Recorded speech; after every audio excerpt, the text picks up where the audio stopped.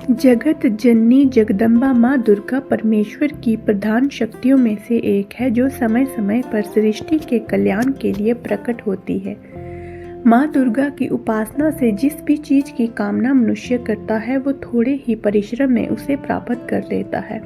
शक्ति माँ दुर्गा के महात्म का वर्णन वेद व्यास रचित मार्कंडेय पुराण में बताया गया है। ये दुर्गा सप्तशती के रूप सब जानते हैं।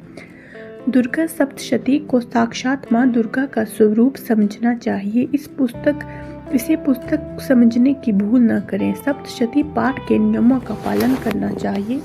संपूर्ण दुर्गा सप्तशती पाठ पढ़ने में 4 घंटे का समय लगता है, किंतु समय के अभाव में पहले दिन 1 पाठ 1 अध्याय, दूसरे दिन 2 पाठ 2-3 अध्याय, तीसरे दिन 1 पाठ 4 अध्याय, चौथे दिन 4 पाठ 5, 6, 7, 8 अध्याय, पांचवें दिन 2 पाठ 9-10 अध्याय, छठवें दिन 1 पाठ 11 अध्याय, सातवें दिन 2 पाठ 12-13 अध्याय। इस तरह से बात कर सकते हैं, किंतु पाठ करने से पहले सप्तशती के कुछ नियम हैं जिनका पालन करना अनिवार्य है, अन्यथा सप्तशती पाठ का कोई फल प्राप्त नहीं होता। यह नियम प्रतिदिन करना चाहिए यदि संपूर्ण सप्तशती पाठ करना संभव नहीं है। देवी कवच, अगरला स्तोत्र, कीलक का पाठ, देवी सूक्त का पाठ अवश्य करना चाहिए। सप्तशती पुस्तक को हाथ या गोदी में रखकर नहीं पढ़ना चाहिए। इसके लिए लकड़ी के गुटके पर या चौकी पर आसन बिछाकर रखकर पुस्तक का पाठ करना चाहिए। हिलते हुए अथवा जल्दी जल्दी पाठ नहीं करना चाहिए।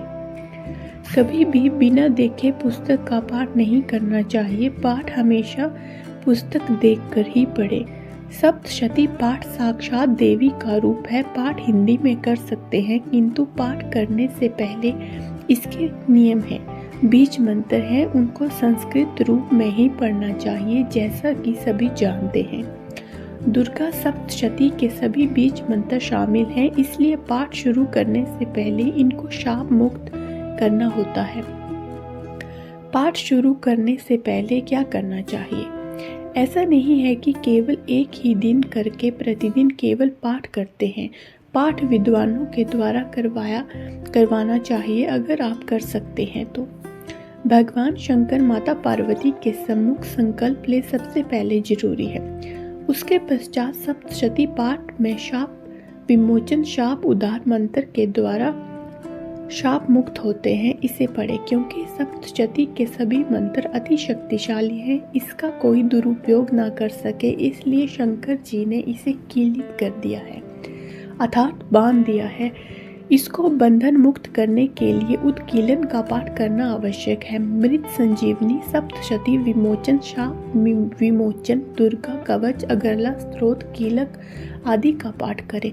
इसके पश्चात नरवाण मंत्र 108 बार बोलकर ही सप्तशती पाठ के अंदर पहुंच सकते हैं। न्यास और वियोग करने के बाद अध्याय शुरू करना चाहिए। यह है शक्ति पाठ के नियम।